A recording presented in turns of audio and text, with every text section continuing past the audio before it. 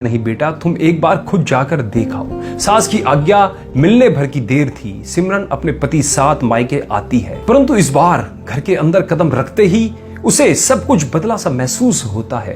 पहले जहां उसे देखते ही माँ पिताजी के चेहरे खुशी से खिल उठते थे, इस बार उन पर परेशानी की झलक साफ दिखाई दे रही थी। आगे भाभी उसे देखते ही दौड़ी चली आती और प्यार से गले लगा लेती थी, पर इस बार दूर से ही एक हल्की सी मुस्कान दे डाली। भैया भी ज्यादा खुश नहीं थे।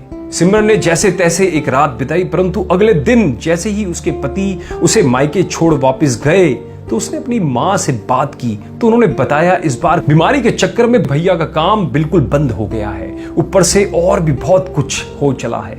बस इसी वजह से तेरे भैया को तेरे घर भी ना भेज सकी। सिमरन बोली, कोई बात नहीं है माँ, ये मुश्किल दिन भी जल्दी निकल जाएगा, आप चिंता ना करो। शाम को भैया भाभी आपस में बात कर रहे थे जो सिमरन ने सुन ली। भैया बोले, पहले ही घर चलना इतना मुश्किल हो रहा था, ऊपर से बेटे की कॉलेज की फीस परसों राखी है, सिमरन को भी कुछ देना पड़ेगा। आगे से भाभी बोली, कोई बात नहीं, आप चिंता ना करो, यह मेरी चूड़ियां बहुत पुरानी हो गई है, इन्हें बेचकर जो पैसे आएंगे उसे सिमरन दीदी को त्योहार भी दे देंगे और कॉलेज की फीस भी भर देंगे। सिमरन को यह सब सुनकर बहुत बुरा लगा।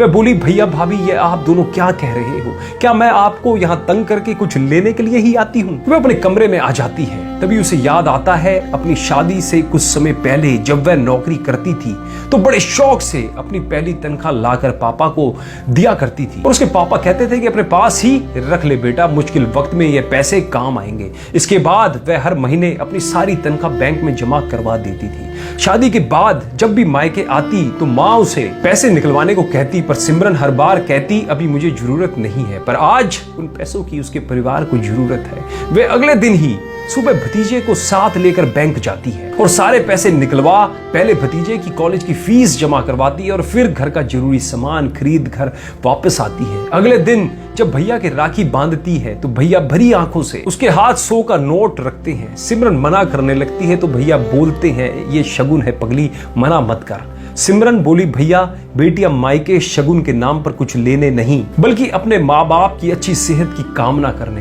भैया भाभी को माँ बाप की सेवा करते देख ढेरों दुआएं देने, बड़े होते भतीजे भतीजियों की नजर उतारने आती है। जितनी बार मायके की दहलीज पार करती है ईश्वर से उस दहलीज की सलामती की दुआ मांगती है। जब मुझे देख माँ पापा के चेहरे पर रौनक आ जाती है, भाभी दौड़कर गले लगाती है, आप लाड़ लड़ाते हो, मुझे मेरा शगुन मिल जाता है। अगले दिन सिमरन मायके से विदा लेकर ससुराल जाने के लिए जैसे ही दहलीज पार करती है तो भैया का फोन बजता है। उन्हें अपने व्यापार के लिए बहुत बड़ा ऑर्डर मिलता है और वो सोचते हैं सचमुच बहनें कुछ लेने नहीं बल्कि बहुत कुछ देने आती है मायके, और उनकी आंखों से खुशी के आंसू बहने लगते हैं। सचमुच बहन बेटियां मायके कुछ लेने नहीं बल्कि अपनी बेशकीमती दुआएं देने आती है। जब वे घर की दहलीज पार कर अंदर आती है तो बरकत भी अपने आप चली आती है। हर बहन बेटी के दिल की तमन्ना होती है कि उनका मायका हमेशा खुशहाल रहे और तरक्की करे।